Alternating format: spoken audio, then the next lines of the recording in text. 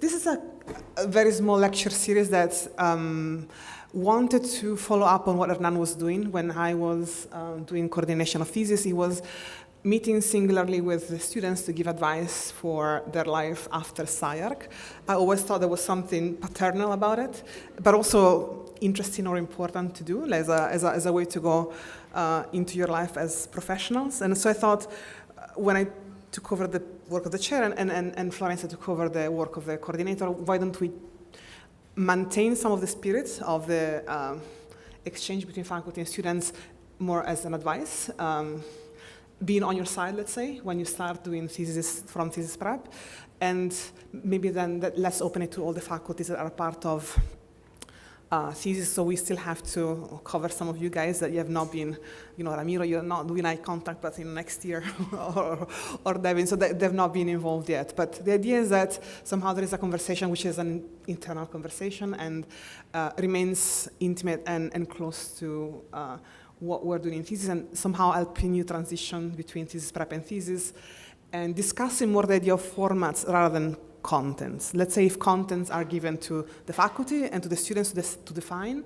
maybe the format is something that, though as a school we kind of always fight with and about, and it seemed to be the right time to do it since the new generation of students, new generation of people teaching, understanding how new formats can come and become important for the school and how we renovate ourselves as well in the making of thesis. So it's a little bit of a cautionary tale for the young architect. Last year, we worked on a Greenberg test that was trying to define the different 4 categories of format: ideas, subject matter, medium, and content, and how different they are from each other, and how the awareness of the difference between those 4 formats actually kind of defines what you do in thesis and defines a bit what you are as an architect, psychologically speaking, how you go about doing your projects. So there are people that start with ideas, people that actually start with subject matter, which is not the same thing as ideas, or people that really work on the medium of architecture, and some people that work on the content. And we had a set of guest lecturers, Matthew Au, Andrew Zago, Anna Niemark, Todd Gannon, and Hernan Diaz-Alonso, that spoke about how ideas, subject matter, medium, and content can be tackled through your choice, conscious choice of how you represent your project and how you go about making your projects come to fruition. If thesis prep is about creating an idea and somehow concept with your and the relationship with your thesis advisor, then when you go into thesis, the problem becomes how then does this become a proof of concept? How then do I materialize these ideas into something that has an architectural manifestation? This year, it's also in the hope to open up to new faculties coming in and new methodology of work. I'll do one general introduction about genius as a master, and you'll know soon what it means. But we'll have other 3 formats on the table. One is collage, one is color, and one is, I call it the new sketch, but I think you guys will have probably a better name. And this lecture will be for lectures. David Drew and Peter Trammer will tackle the idea of collage next week. Florence and I will work on the idea of colors, and Christy Ballier and Casey Rem will work on the idea of the new sketch. There might be a change in Friday 9th, sorry about this, but I will let you know as soon as possible. But more or less, we'll just have these 4 lectures that will try to help you at least challenging yourself or being more conscious about what you choose to put on the walls or on the pedestal in front of you by the end of thesis. I think I was thinking about what came out of last year. I always like to do a little bit of a summary of what happened before. And I think there are 3 cautionary tales that came out of 2016. There are mainly ways of looking at SCI-Arc from outside a bit and say what do we do that is questionable, or what do we do where we need a bit more consciousness when we choose how we work.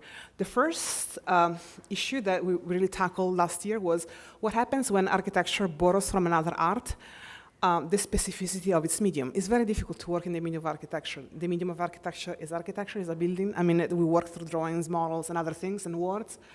So when you don't work directly with the medium, no? You're not a painter working with paint. You're drawing things that then suddenly somebody else will take as a form of memory to build a building. So what happens when you borrow from another art? And you can argue that minimal painting and sculpture has become predominant as SCI-Arc, or some part of SCI-Arc. Does the meaning transfer when you use as a point of departure a specific kind of artist or art? They find its relevance in the use of a specific medium. I mean, that was a huge question mark, I think, the last year we tried to raise. When you borrow from another field whose meaning is is embedded in the medium, and you move to another medium, does the meaning transfer? And the ideas that came out actually of the discussion was, no, it does not sustain the transfer of content. So somehow content has to be found somewhere else, and the disciplinary meaning is often missing when you simply transfer from one art to another and one medium to another. So it was more of a cautionary tale to understand when you do this, and I think there are many students that departure from an artistic, they look at art, and then there's a technique they like, and there's a medium they like, and then they start working on it. But then the medium itself has a meaning in one field, but does not transfer in architecture. And how do you then find your new meaning in what you're doing? So it's not like you cannot do this. Many people do this. And actually, I would imagine, I mean, I've been doing thesis advising for a while, and I've seen 80 students going through the machines. And actually, that's a big part of the inspiration that most of you actually look into. But then there is always this bridge between the meaning that it has in its original art and the new meaning that you have to find when you transfer a technique. So something to be aware of. The second big cautionary tale of last year is what happens when ideas become subject matter.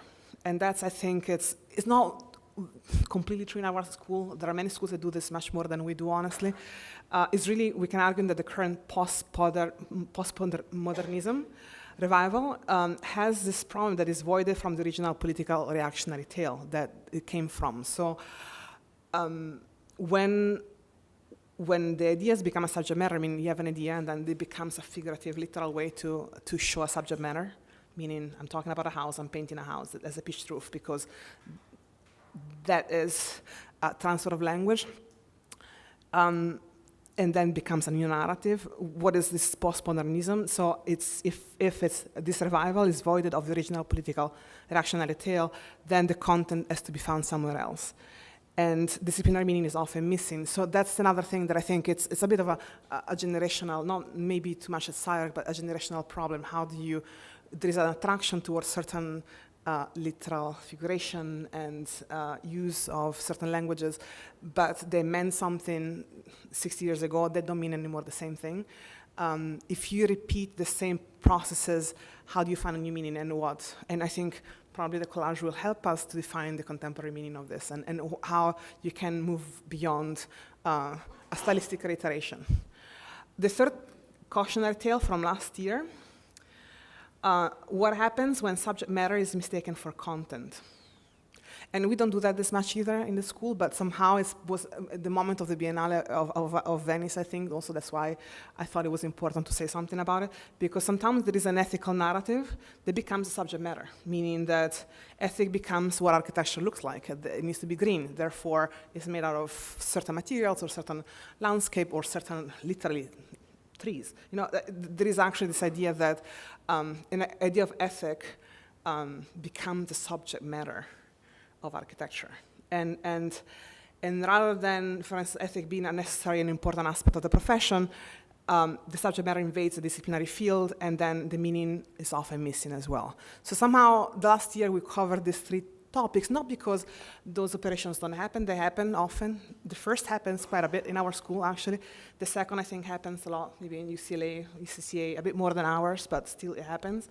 The third one does not happen too much at SCI-Arc, but does happen in the East Coast, in Europe, very much.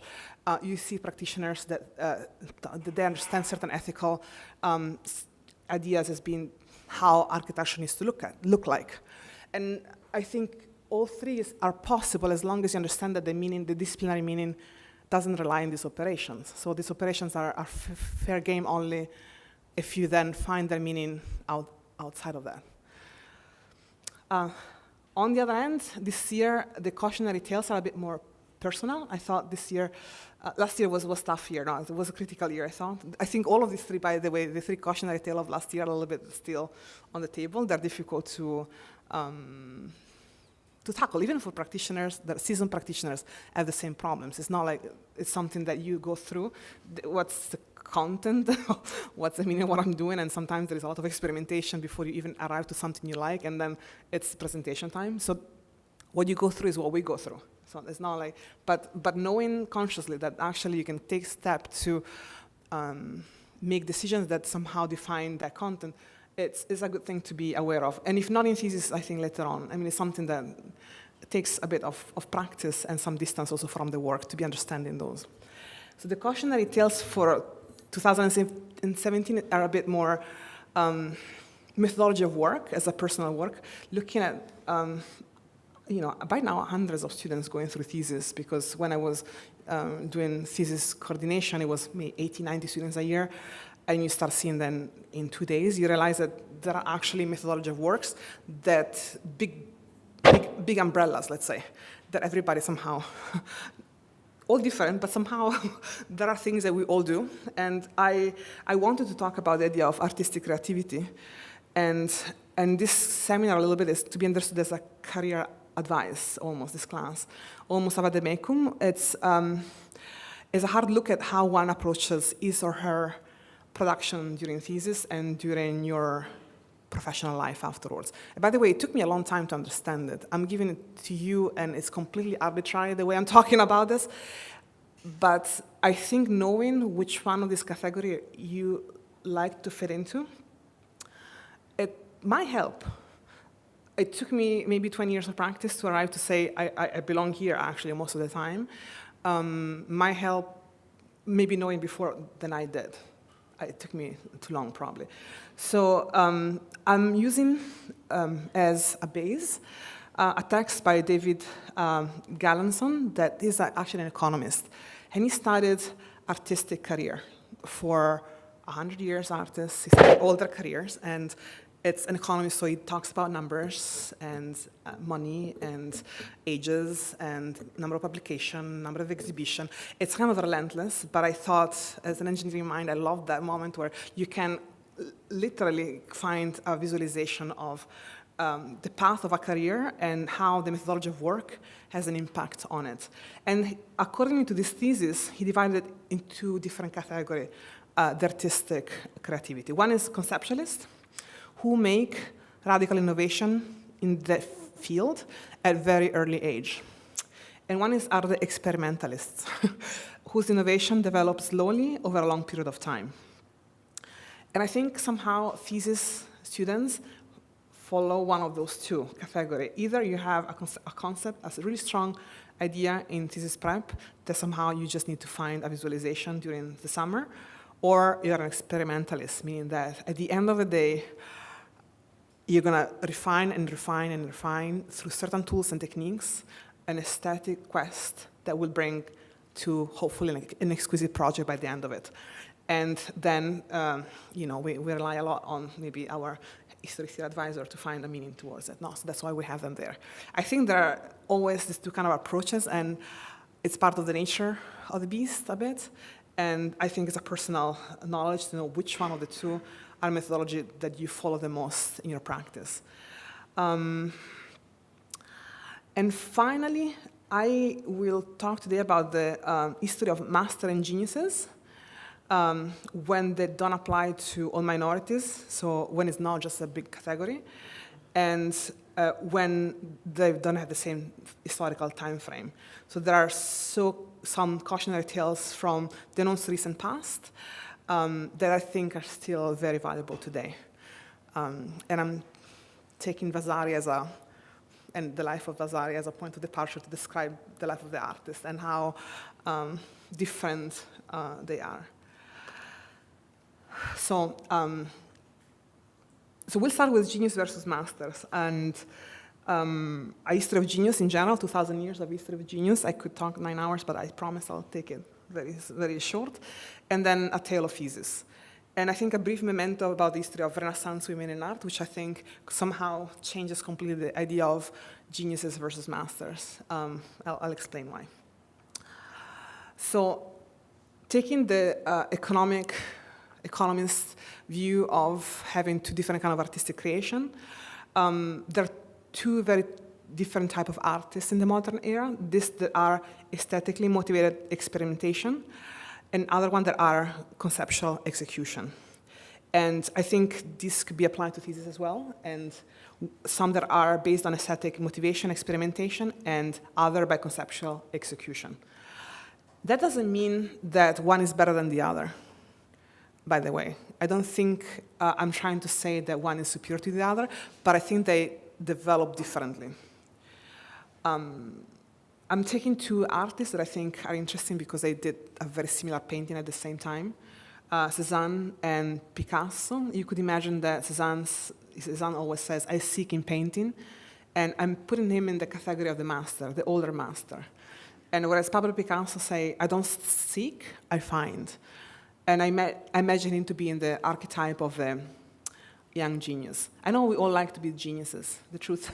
So everybody, there is already a connotation between the two, and we'll go through that as well as a problem somehow. Because I think architects very often go under the old master category more than the young genius. But let's say these two artists are interesting because they developed two paintings, not very far from each other in terms of time. Cézanne finished the Le Grand Bagnanti in 1905. First of all, it took him 7 years to make. And Les Demoiselles d'Avignon, Pablo Picasso, 1907. So similar subject matter, exactly the same time, very different personalities. I love to read what Paul Cézanne, at 67 years old, says about himself. 67 years old is like, he basically, now it seems to me that I see better and that I think more correctly about the direction of my studies. Will I ever attain the end for which I've striven so much and so long? I hope so. But as long as it's not attained, a vague state of uneasiness persists, which will not disappear until I have reached port. That is, until I've realized something which develops better than the past and can thereby prove the theories, which in themselves are always easy. It is giving proof of what one thinks that raises serious obstacles. So I continue to study. Okay, confused, no? I mean, Paul Cézanne, 67, 1 year before dying, and 1 year, the year where he completed probably the most important piece of his career. And on the other hand, Picasso, he did 400 studies for the Demoiselles d'Avignon, which is unseen, and it was a very fast process, 400 studies, which is unseen to do 400 studies before doing something, one single execution. So there was no research in the making, but there was research before the making, then one single execution, and then it changes to another thing. And that was the beginning of Cubism. So if one was the beginning of Impressionism, the other was the beginning of Cubism. So, and he says, I paint objects as I think them, not as I see them. So basically, there is no quest in the process of making. There is conceptual quest before the making, and then the execution is a proof of concept, direct one. And here's what I love, now to start looking at the two together and next to each other. So Cézanne and Picasso.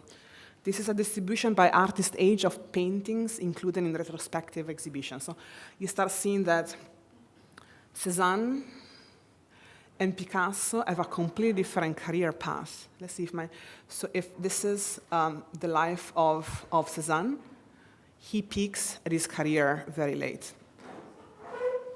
And he goes very slow. Whereas this is Picasso, which basically peaks at 25 and then goes down. So it's not really an issue of achievement. I mean, one, basically, it's the beginning of the Impressionism, the other Cubism. So it's not like these are two.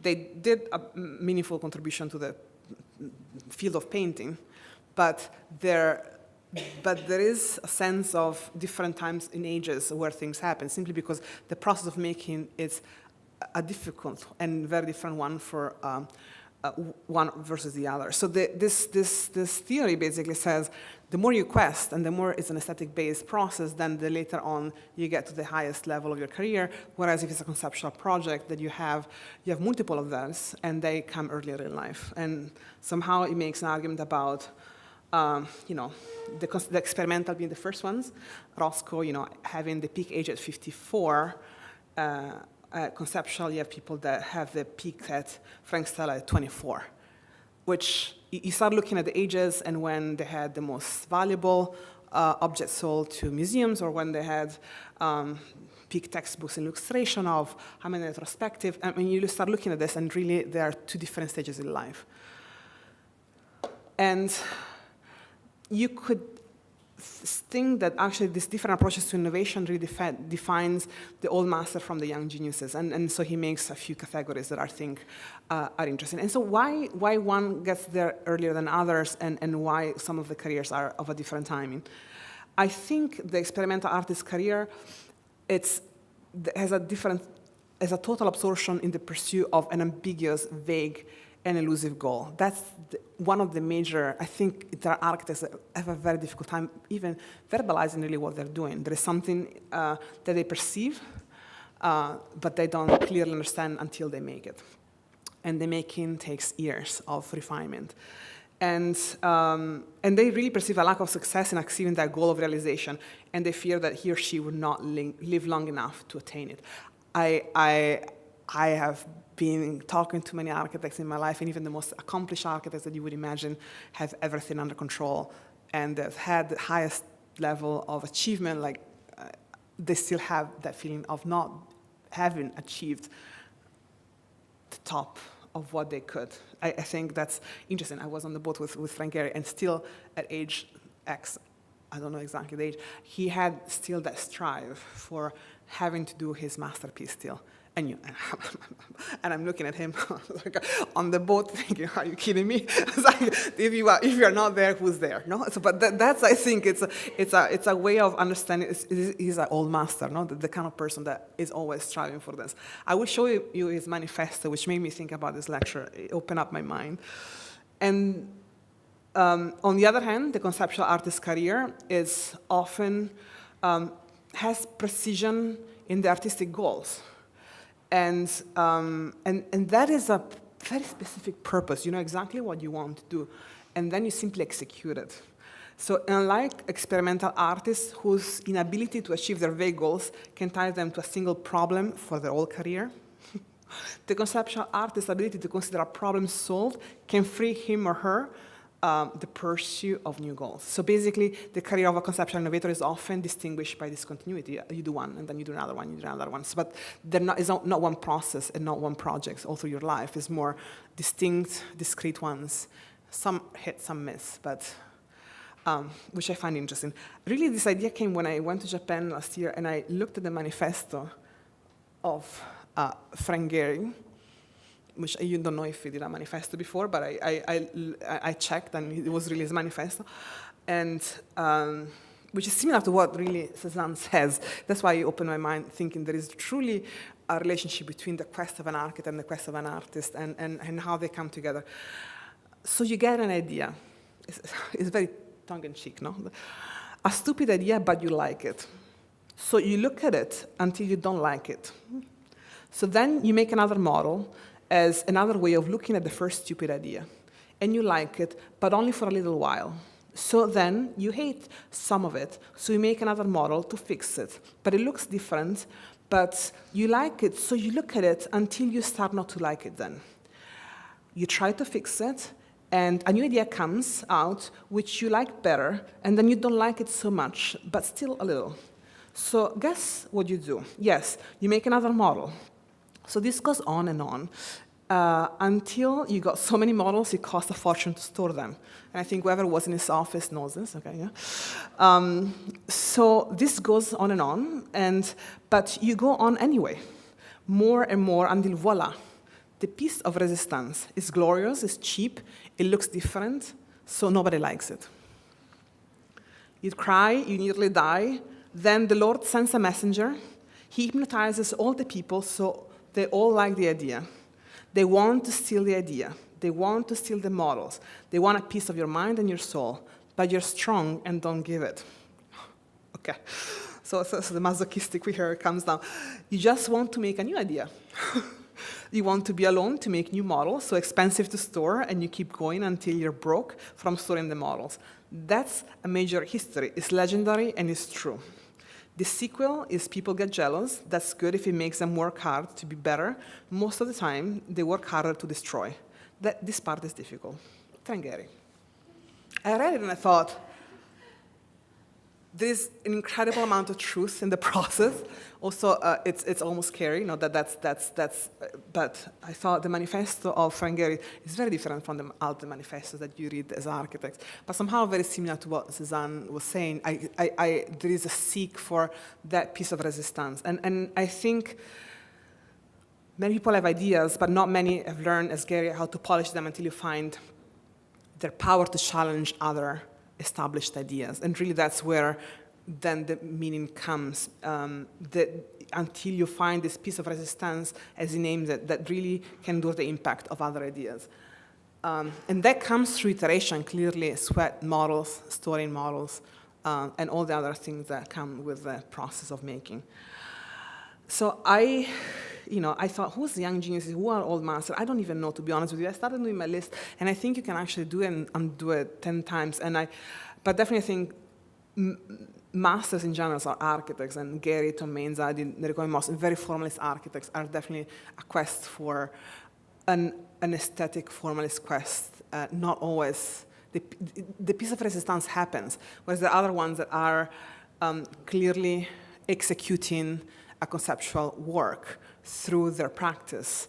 And I think their career tend to be stronger earlier than later, and their ideas to become the most important part of their project, not their project. So somehow, and you could swap them around a little bit. I don't want, it's difficult to, you need Jodé to do this graphic, to do this diagram well. I don't think I'm equipped. You need directions and tangents and areas of expertise. So I am a beginner in this. So let's say that I'm not gonna go deep into this.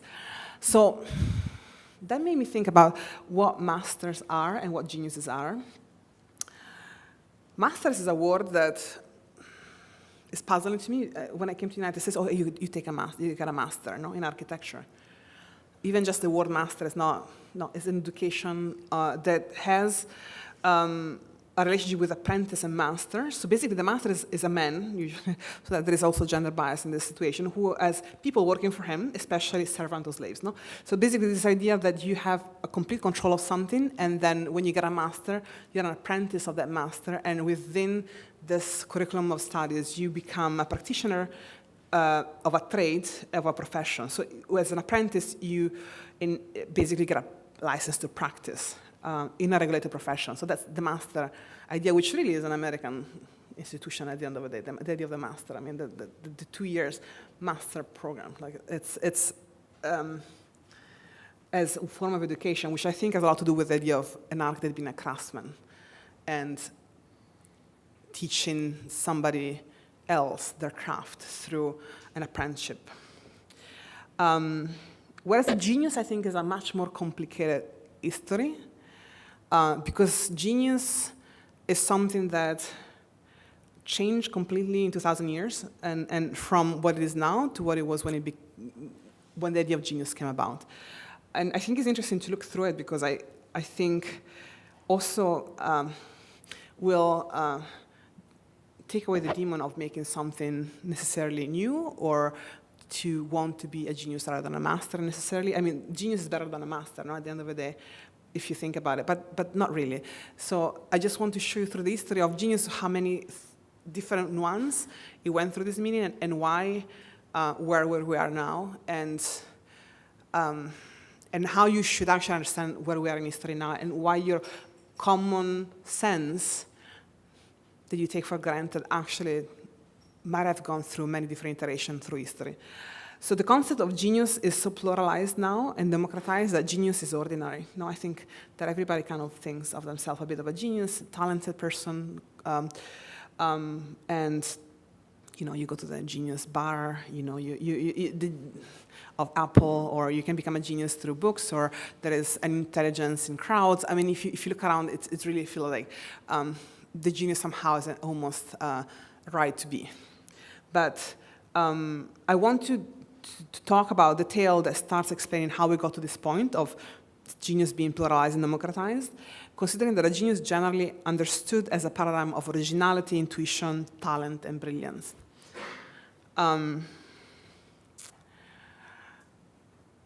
think there is a moment, a splitting moment in the history of genius, which is 18th century. Before it meant something, after it meant something else, and now it means something else. So there are three phases of the genius.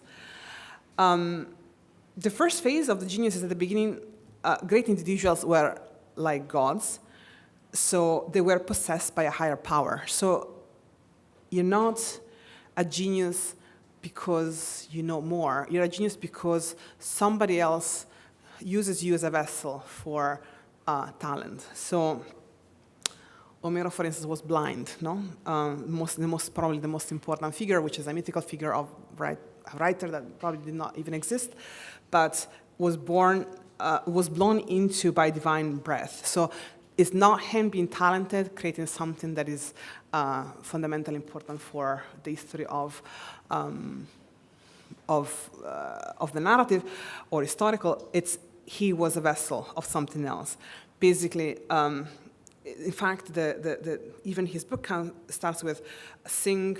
I don't even know in English what it is, but diva, oh God, sing through me, blow into me by a muse. So the idea that inspiration, for instance, inspirare, is inspire, blown into by something else. So basically, you're a vessel of somebody else's inspiration, which is usually godlike, which I think is interesting because it's almost a divine fury of creative possession. Platone talks about mania.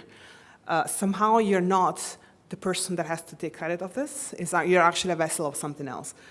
To the point that Aristotle even started talking about the fact that people that have a genius in philosophy or politics or poetry or any of the arts are clearly of a melancholic temperament, and some of them, to such an extent, as to be affected by diseases caused by black bile, meaning there is a point where there is even a desire to find a psychological characteristic to the idea of genius for the difficulties of being a genius. And if you look through the history, there is really a transfer of what the genius means. It goes from demon in the ancient Greek, to genius in Latin, the guardian angel in Christian culture, let's say, when it really becomes a clear religious quality, and then the patron saint. So it really goes through, before it gets to the 18th century, when it gets completely devoided from all these meanings that it had before. It took me a while actually to understand what the daemon was in Greek culture, but it's basically as a lesser god, as a guardian spirit that is a mediator between God and human. So you can see Socrates here, and this is his genius, no? And then through the genius, he acts on, knowledge. So that's the idea behind it. So genius is a god that protects each male individual. So it's only for men, generally speaking. And it comes from genio. It means to father, to generate. Very different from ingenious, the genius in all of us. Now, and then it becomes through history the good and the bad genius that tells you to do something or to do something else, the opposite, and decision-making process of the making. No, so that's something we're used to. To the point that really even people that we know today, we say, these are geniuses, no? Michelangelo, Raffaello, so nobody questions the idea of their contribution to the art as being inspired by creativity and novelty. They're never described, if you look at historical documents, they're never looked upon as people that gave a creative new approach to the discipline, but actually they were inspired by divine genius. So the imaginative newness of the Renaissance was never really described as being an act of creativity, of novelty, which it always is interesting. Only after the 18th century, we start to understand the genius as a person that does something that is different, that creates something new, not only creates. So genius and originality coexist only at a certain point. So Kant says, on this point, everybody agrees the genius must be considered the very opposite of a spirit of imitation. So only in the 18th century, really, imitation, somebody that imitates something else is not genius. If you create means creating something new. And so it's a completely different departure from the idea of genius that there was before, because before the 18th century, really humans were considered as being entirely created in perfection. And so, in a way, these people were simply a vessel of the ultimate creator. So there was a religious spirit being working through them. To the point that if you really think about even the terminology of discover, it means uncover something that is already there, or invent is find, invenire, to come across. So it's actually interesting that things that now we consider, okay, discover, you discover something new, or invent, you make something new. Actually, they are acts of awareness of things that are already existing. With the 18th century, really, it starts the idea of the copy is equal to steal, which I think is still very much embedded in our contemporary culture. And a fun fact, royalties. When I know the word royalties puzzled me. The first time I received royalties from a client, I thought, why are they called royalties? Did you know? No, I didn't know either, so I went back. And so basically the idea is that the king is the representative of God on earth. God is the ultimate creator. So if you make something new, the king gets a cut. Because it's the middleman, basically, between God, there's a king, and there are other people. And so any innovation, or anything that is new, is paid royalties, is what actually the king would take as a cut, because he's representing God on earth. So there's even just this kind of things that now the royalties are given to a designer. I mean, the designer designs something, and it gets sold, and a company gives a royalty, 3%, to the designer as recognition of the creative value, and for each copy that is sold. No? That's true also for books or other things. So it's an interesting idea that royalties really, and genius go through this transition of the king. Also, there is the other part of the story. I mean, the genius is not always a good genius. It also could produce, could be easily abused. No, so if you have this power that are higher than normal, it could be a possession, could be also tempting. And there are all these figures like Faust and Lucifer. Really, Faust reached total knowledge. And so that's why it swapped from one to another, or Lucifer as well. So these ideas of knowledge also could be dangerous. But after the 18th century, something interesting becomes true. And, and really is where the idea of genius and how we understand genius today, I think, comes from that. There is, first of all, a withdrawal of God. So it's a sense of anxiety of the human being, and an enhanced sense of agency. You know, you are more of a author of your destiny. Saints, angels become less important, and geniuses take their place. And the modern genius stands for they take the place also of the secular saints. So this is, for instance, Rousseau and Voltaire going to the temple with some kind of angel on top of them, or this is Voltaire with the Muse and Isaac Newton on the top. I mean, there is this sanctification somehow of the scientific genius, which I think is an interesting one. Or Isaac Newton is birthed into Westminster Abbey. I always wonder when I went to all these cathedrals why the scientific science geniuses are buried, because there was actually a moment in history where they their knowledge gave them this status, which was interesting. So the modern genius retains still this aura, but it's not recognized explicitly as religious after a while. And this is one example of Napoleon with the demon. I mean, there is this, all this aura around, for instance, political figures that as well are making themselves be perceived as geniuses, because that is a way to justify a decision. People that are not aristocrats, they don't have democratic legitimacy, so they use their genius as propaganda. No? So there is all this ideas that intellectual superiority somehow is a new aristocracy. That is a way in which one can distinguish himself from the many. And to the point that really these scientific figures have their bodies they become reliquia. No? So this is the finger of Galileo. in the Cathedral of Santa Croce, which you always wonder. So it's not anymore saints; it's actually scientists, or the heart of Voltaire that is stored into the statue of Voltaire, or Napoleon, the lock of hair, or even up to the genitals, so become reliquary. So the idea that the genius has almost a religious form of retainment of memory, up to the point that there are shrines and pilgrimages and so on. So you go still to see the house of this person and this artist or this scientific person. So it really comes to the idea that genius are exception to the ordinary law of nature, and they become a natural aristocracies, and they are exception to the norm, to the point that they really even arrive to quantify 1 in 10 millions have this kind of IQ, et cetera, et cetera.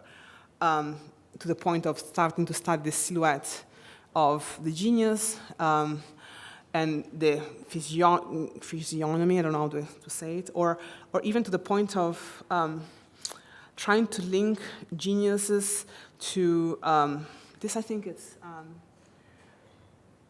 average temperature. This is an Italian man that was trying to say that the more heat there were in the summer, more criminal acts were made, and the more geniuses would commit those acts. So actually there is the idea of mania and genius being connected. So there is actually quite a bit of history behind. Probably Einstein is the last genius in that realm. His brain has been sold, sliced, I think is still going around. And it's interesting as a reliquary. But after World War II, let's say that the changes in social forces really undercut the religion of the genius. So bowing before idols seemed elitist, sexist and racist. Genius became a taboo after Nazism. I mean, that was the culmination of the idea of genius. And then now, I think, as a reaction, we think that many heads are better than one, that a bit of genius in all of us, and even crowds have an intelligence. Nothing really is original. That's also the idea of originality, I think, and genius are now detached from each other. And somehow the genius, as we know it, is dead.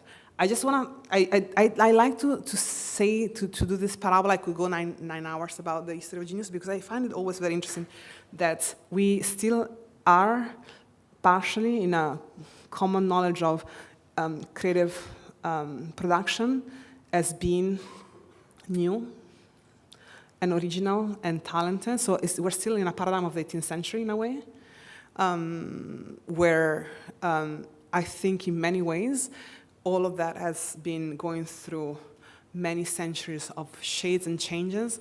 And I think nowadays actually it's a completely different panorama of what intellectual creativity is, collaboration is, singularity, multiplicity of people is. So I think genius became much more democratized. But I still think that there is this aura around the way in which we understand creativity. And I don't think the quintessential about creativity is actually much more technical, much more hard work, much more linked to a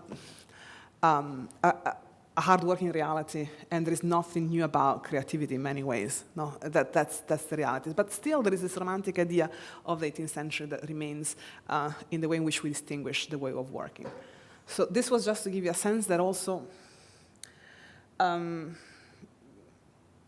there is a cultural baggage in the way we look at ourselves, simply, and our production, and where we want to belong when we do thesis. Everybody I talk to, it's not new, it's not creative enough, it's not I'm talented, I want to do something original. I mean, this idea of originality, newness, differentiation of creativity is really a cultural moment that is even, I think, 2 centuries back, but is still so strong in our cultural reality. And as a counter history, actually, I want to choose a minority to understand actually that the idea of genius is completely different if you don't look at the original history of genius in male genius, let's say. And I just took 4 women's work artist women in the Renaissance.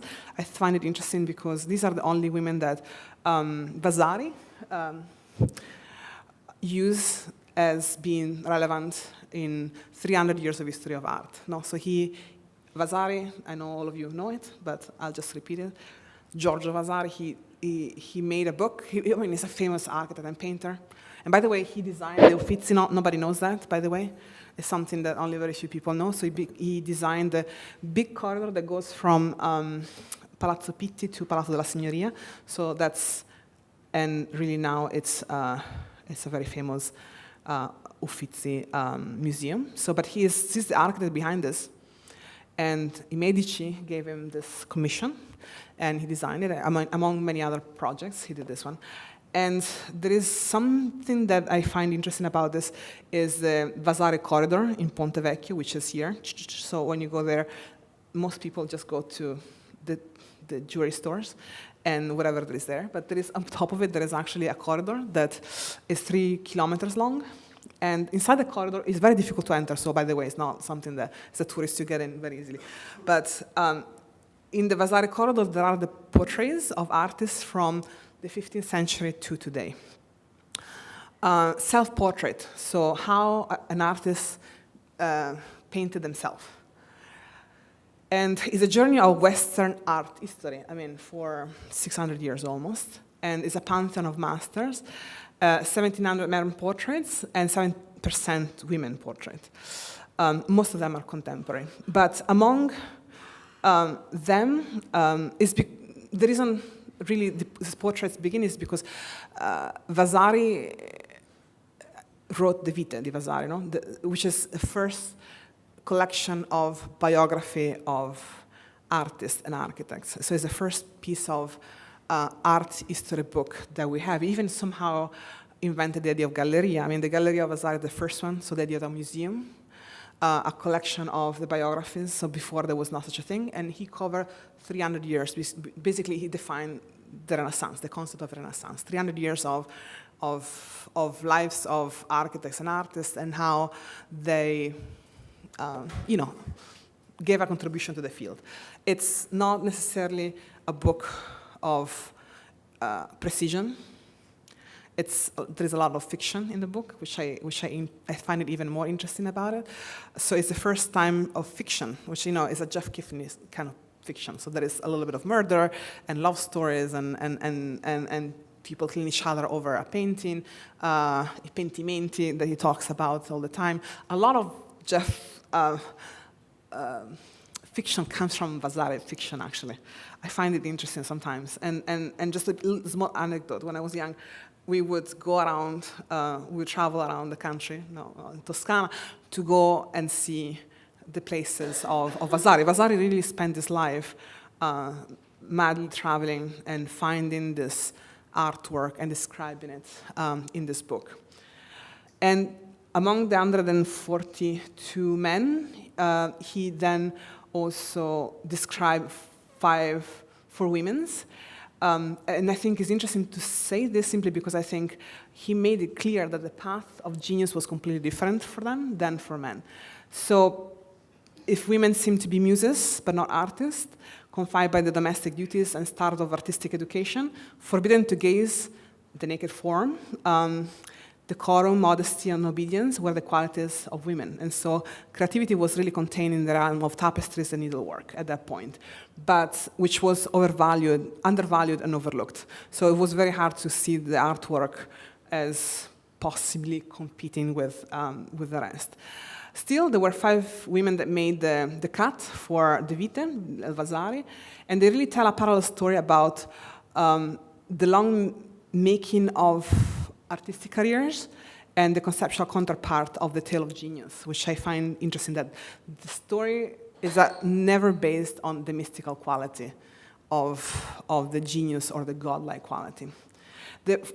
I'm going to go through them quickly. So Proprietà de Rossi, she's a sculptor from Bologna, and it's not by chance because Bologna was a very old university, 900 years old, and in a way, access to education was one of the major requirements for genius. At the end of the day, nobody becomes a genius without being educated, which is something that I think is very clear, actually. That's is not something innate. It comes from education. And she was a sculptor that had no training, artist training, and was not allowed to be an apprentice. And she used plums as a material to sculpt, so that even access to marble was an issue. But then she won a competition for the first time, and she made this kind of sculptures that Vasari comments about the Rossi that sculpting is not an art for women that women should attempt. But, you know, if anybody does, she makes something miraculous. So somehow he gave her a status of being able to do this. And one of the major things, really, it was that she managed to depict the human body, the male body, which was, you know, the big subject matter of Renaissance, if you think about it, as a male body. And being able to sculpt it without training or without seeing it was really one of the major challenge, I think, for a sculptor to be part of the bigger picture. So she mastered the nude.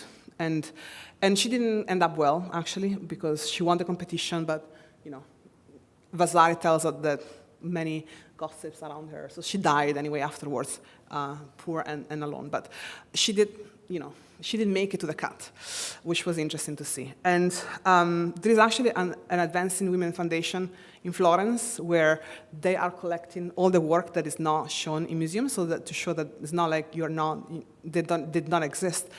Most of it was a lack of access to visibility. So if artists existed, they just did not get shown. And most of the work is really in convents or churches, or into the court, so which are incredibly enclosed systems where competition is probably removed, and then artistic expression was possible for both genders. And this is one of the interesting one is Sister Pautilanelli is one of the biggest and more interesting Ultima Cena, Last Supper, ever painted. And this always happened in a very small environment.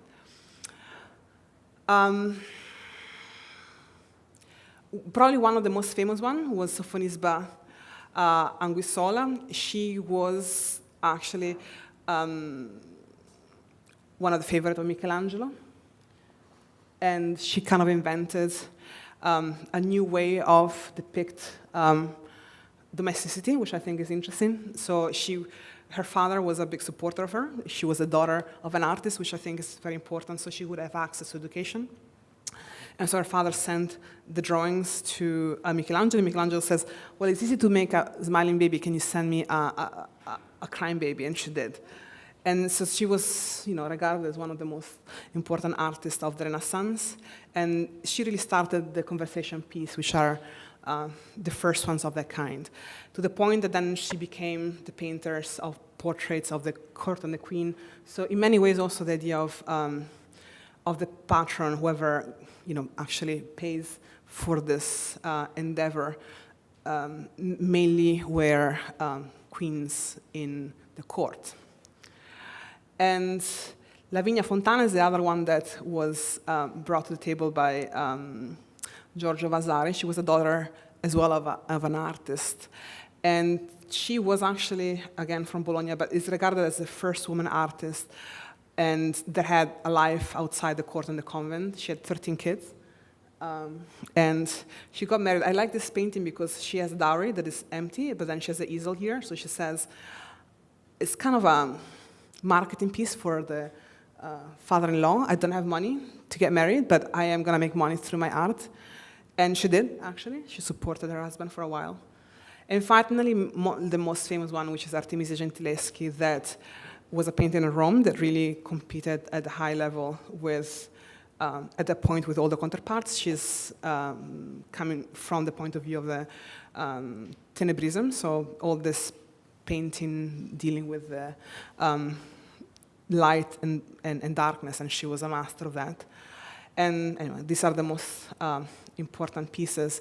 And she ended up actually at the English court, helping her father finish up the entire painting of the main buildings over there. So these are, let's say, the 5 only women that are part of 300 years of Renaissance. I just wanted to say, because I think the history of genius says a completely different history, actually, in their case, which is access to education. And it was the actually main and most important part of the development of talent. And that is not something innate, it's something that comes from practice and hard work. Okay, that's it.